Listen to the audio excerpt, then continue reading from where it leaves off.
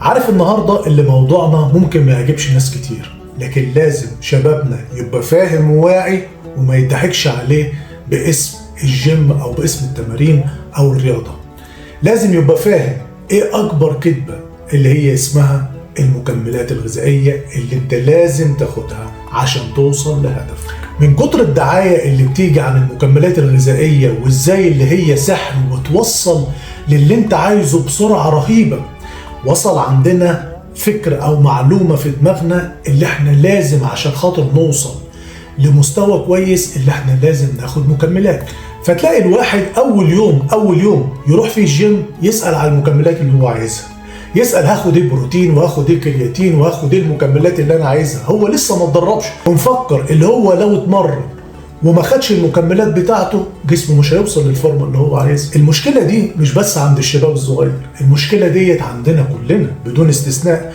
اي حد حاطط في دماغه اللي هو لازم ياخد مكملات، بس الحقيقه غير كده خالص. الحقيقه هقولها لك بكل صراحه ومن اسمها. هي اسمها ايه؟ مكملات. يعني مش ما اسمهاش اساسيات، اسمها مكمل. الشيء المكمل ما يعتبرش اساسي. الاساسي عندك تمرينك الكويس، تغذيتك الكويسه، الراحه والنوم بتاعك. والسؤال كتير اللي بيجيلي، هل اللي انا ممكن اوصل لاحتياجاتي من غير مكملات؟ احتياجاتي مثلا من البروتين وما اخدش مكمل البروتين؟ ممكن لو انت اكلك كويس. مش شرط اللي هو يكون غالي زي ما احنا بنتكلم على طول، بسطها على نفسك. مش شرط الاكل بتاعك يكون غالي. في اكلات، كل جبنه قريش، كل اي حاجه فيها نسبه بروتين عاليه. اوصل لاحتياجك بس بتاع اليوم من البروتين، ومش هتعوز اللي انت تعوز مكملات. الخلاصه بتاعت النهارده ما تصعبهاش على نفسك. ابدأ بتمرينك. التمرين اهم من المكمل.